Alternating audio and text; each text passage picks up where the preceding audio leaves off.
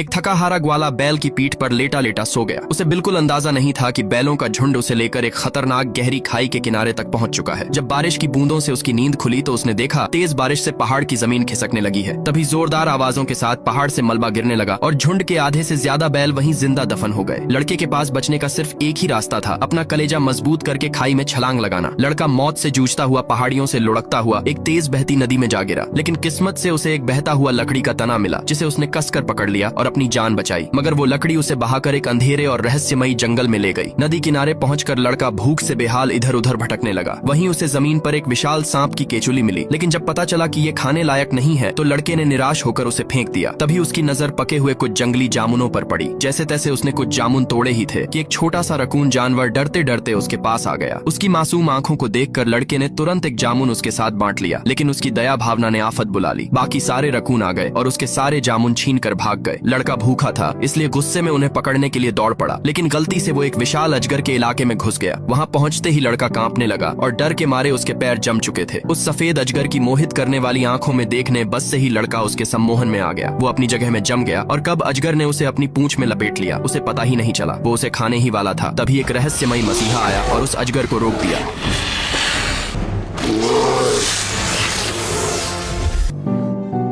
जब लड़के की आंख खुली तब उसे पता चला कि उसे बचाने वाला कोई और नहीं बल्कि एक बड़ा सा भालू था। वो भालू लड़के को खींचकर अपनी गुफा के बाहर ले गया और कहा, मैंने तुम्हें इसलिए बचाया है ताकि तुम अपनी इंसानी अक्ल से शहद चुराने में मेरी मदद कर सको। भालू की ये मांग सुनकर लड़का डर गया और कहा, मुझे मधुमक्खियां काटेंगी। पर भालू ने तुरंत नाटक करना शुरू कर दिया। भालू को गिड़गिड़ाता देखकर लड़के को दया आ गई। उसने भालू का एहसान चुकाने के लिए मदद करने का फैसला कर लिया। जल्द ही लड़के ने एक लंबी बेल काट कर उसे पहाड़ी के ऊपरी पेड़ से बांधा और अपने पीछे एक लकड़ी बांध ली और पहाड़ से नीचे आने लगा। इंसानी लड़के की चालाकी को देखकर जंगल के छोटे छोटे जानवर भी वहां इकट्ठा होने लगे। फिर लड़के ने मधुमक्खियों के छत्ते पर लकड़ी मारना शुरू कर दिया, लेकिन छत्ता बहुत मजबूत था और तभी मधुमक्खियों ने लड़के पर हमला कर दिया, जिससे लकड़ी हाथ से नीचे गिर गई। ये देखकर भालू ने थोड़ी हमदर्दी जरूर दिखाई, लेकिन लड़का हार मानने वालों में से नहीं था। उसने अपने पैरों से लात मारकर किसी भी तरह छत्ता गिराने की कोशिश की और आखिरकार एक जोरदार हमले से छत्ता टूट गया और सीधे एक छोटे जंगली सुअर के सिर पर जा गिरा। तभी भालू खुशी से उछल पड़ा और तुरंत शहद के मजे लेने लगा। फिर लड़का जैसे तैसे नीचे आया, मगर उसका शरीर मधुमक्खियों के डंक से पूरा सूज चुका था। इस आदमी ने अपना हाथ जैसे ही कार के दरवाजे पर रखा, तभी देखते ही देखते उसका पूरा हाथ जल गया। जब उसने घबराकर बाहर देखा तो दहशत में आ गया। 8000 डिग्री का सूरज आसमान को चीरकर सीधे धरती पर आ पहुंचा था, जिससे कुछ ही पलों में समंदर का पानी उबलने लगा और पानी में रहने वाले सारे जीव जंतु तुरंत मर गए। डर के मारे आदमी ने जल्दी से कार की खिड़कियां बंद कर ली, लेकिन कोई फायदा नहीं था। सूरज की रोशनी फैलती गई और एक बड़े पुल तक पहुंच गई, जिससे पुल की रेलिंग चमकने लगी और चिटकने की आवाजें आने लगी। ये सब देखकर आदमी समझ गया यहाँ खतरा है, तो उसने गाड़ी भगाने की कोशिश की, लेकिन टायर तुरंत पिघल गए। तभी इतनी ज्यादा गर्मी हो गई कि पुल पर दरारें पड़ गईं, जिससे रेलिंग टूट गई और पुल गिरने लगा। पुल पर मौजूद सारी कारें समुद्र में गिर गईं और जोरदार धमाकों के साथ फट पड़ीं और कुछ ही पलों में पूरा पुल तबाह हो गया। पर असली मुसीबत तो अभी शुरू ही हुई थी। इसके बाद सूरज की किरणें तेजी से शहर की तरफ बढ़ने लगीं। कुछ ही सेकंड्स में सूरज की ताकत ने पूरे शहर को जलकर राख कर दिया। रोशनी के सामने आने वाली हर एक चीज तबाह हो गई, लेकिन आखिरकार वैज्ञानिकों ने कोई उपाय निकाला और सूरज को रोककर इस खतरे को टाल दिया।